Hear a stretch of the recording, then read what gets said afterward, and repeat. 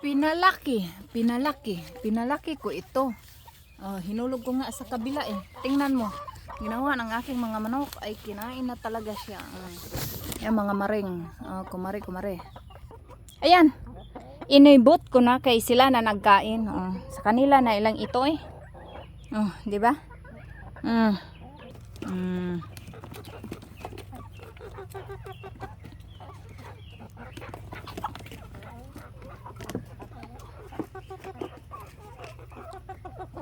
Diba gusto nila? Diba? Gustong-gusto nila yan. Hiwain natin kay para masaya sila mag-share. Ayan. Katalim pala nito.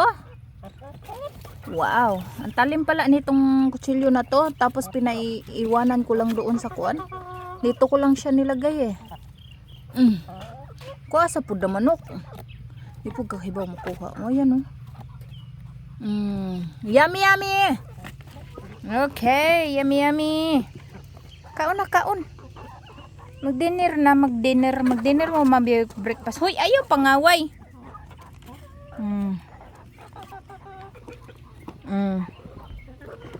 Masayan sila.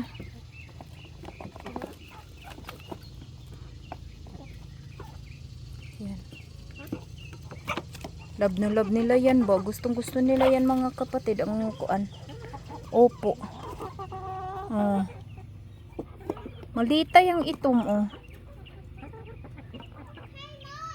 Opo. Lala, nangayag tabang ang usa. Time pa. Nangayag tabang.